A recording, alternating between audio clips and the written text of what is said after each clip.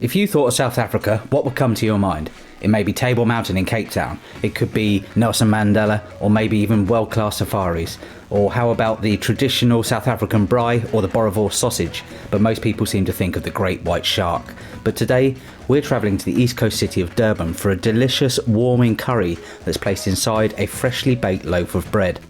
As it turns out, in hindsight, the loaf of bread part should have been considerably smaller, actually a quarter of a loaf of a government loaf, which is considerably bigger.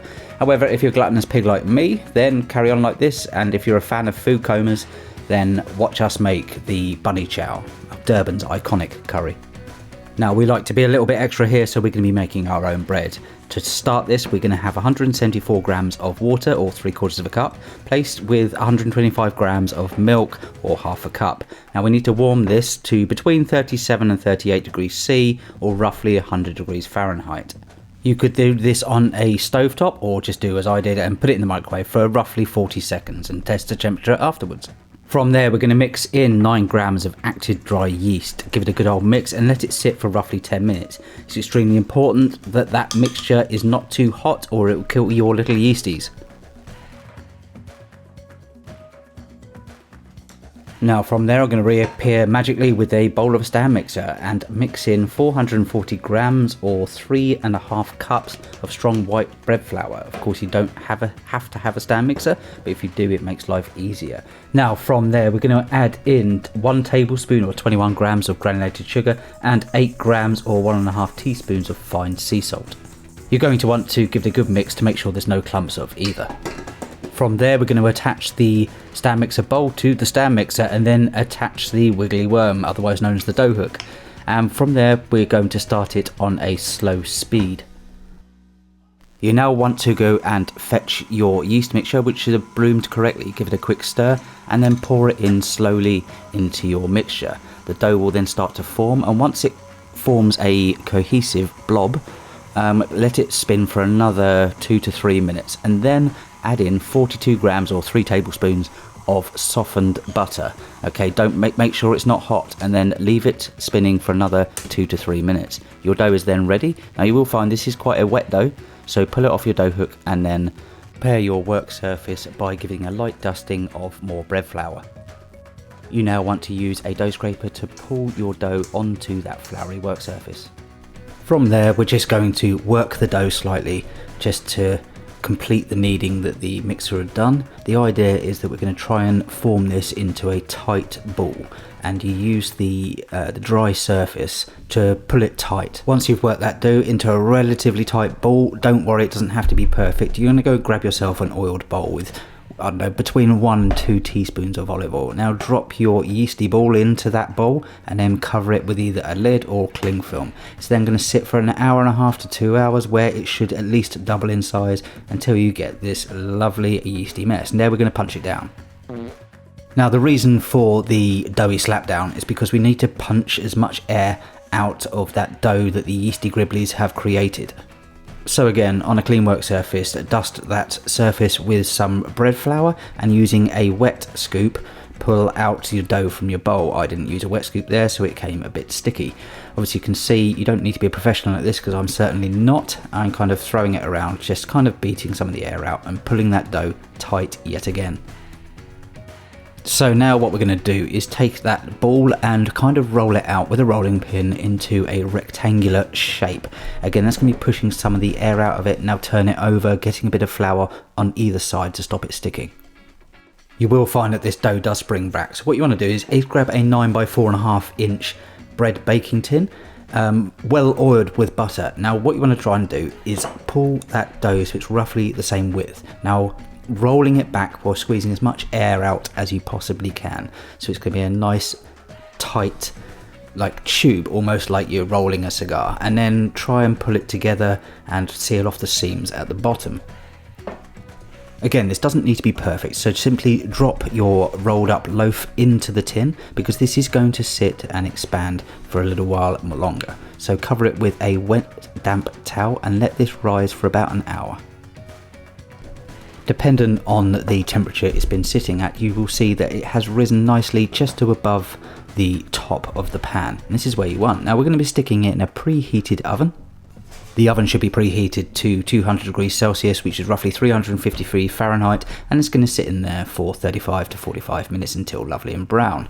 Now, with a couple of kitchen towels or oven gloves, you're going to bring out your beautiful yeasty boy and place it on a wire rack just to protect the work surface. Quick pro tip here, make sure you thoroughly grease your bread tin before placing the dough in there. I didn't put enough and it was sticking onto one side, so you can see the knife on your left I had to use to separate it. However, it did still come out well, beautiful crusty loaf that now needs to cool. Okay, now we're going to turn these beautiful ingredients into a wonderful warming curry. Now I'm going to be making a chicken curry, however you can of course make it into a vegetarian if you wish. But I'm going to be adding 400 grams or 14 ounces of boneless skinless chicken thighs plus 1 chicken breast diced up into roughly 1-inch cubes. I'm going to be starting by skinning 3 garlic cloves and then grating them using a microplane. They're very sharp, however it does create a very fine paste, which is just what we're after.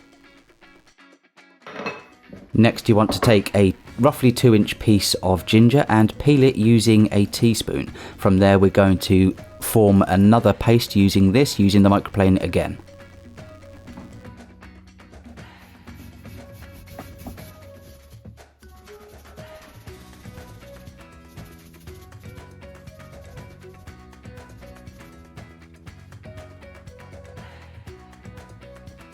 Next we're going to de-seed and finely chop a Scotch bonnet pepper. Now you can see I'm wearing gloves here.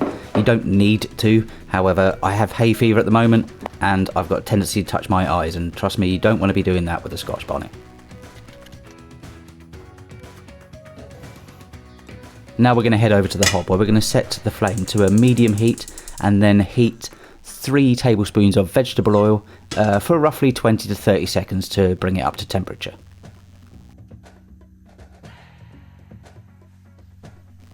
Once up to temperature, we're going to add in 2 small white onions that have been finely chopped, and then we're going to stir that through and let them heat.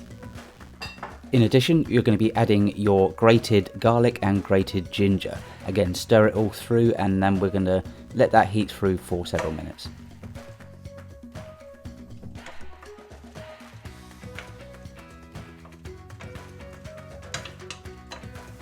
After about 5 to 6 minutes, you'll see that the onions are starting to reduce down. The smells are amazing, but now we can move on to the next step of adding in 1.5 tablespoons of Garam Masala, 2 teaspoons of ground cinnamon, and finally 1.5 tablespoons of ground cumin.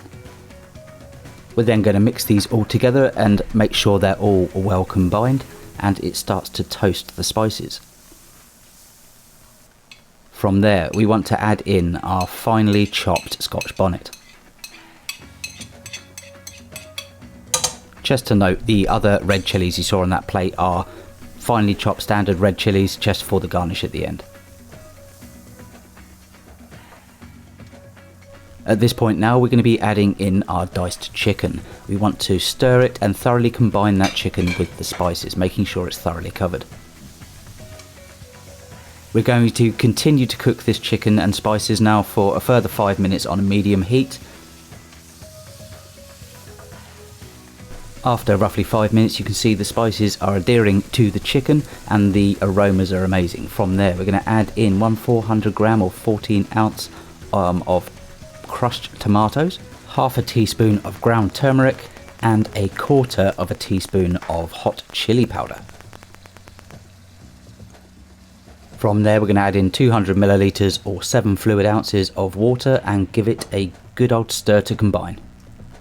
Now, reducing your heat to low, we're going to let this simmer for 30 minutes. You can see after 30 minutes the colour is starting to be more intense, so we're going to add in 125 grams or 4 ounces of dried prunes and also a couple of star anise. We're then going to let that simmer for a further 30 minutes. While your curry is simmering away, go and grab your beautiful yeasty boy and cut it in half. You will find that once you cut it open, you will see the insides are soft and fluffy, which is just how you want it. Now, because it is a bunny chow and it's served from the bread roll, we need to hollow out those bread halves. As I said before though, it's not supposed to be this big, but you know, feeling greedy. Now it's been 30 minutes and our curry is ready. The aroma is amazing. So let's start preparing our bunny chow. By using a chopping board to protect your work surface, you want to be scooping your beautiful curry inside your freshly baked loaf.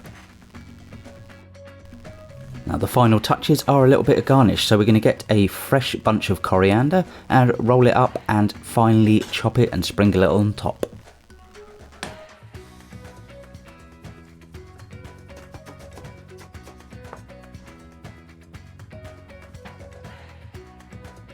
The final touch is to grab some of that chopped chilli I mentioned earlier and sprinkle that on top, dependent on your tolerance to chilli. Of course, has to be placed on a wooden board for ponciness, and from there we have it, bunny chow. Well, that brings to an end our first ever video for this YouTube channel. We hope you enjoyed it. Please like and subscribe to the channel, it means a huge deal to us. And that's all from me, and it's just the rerun now.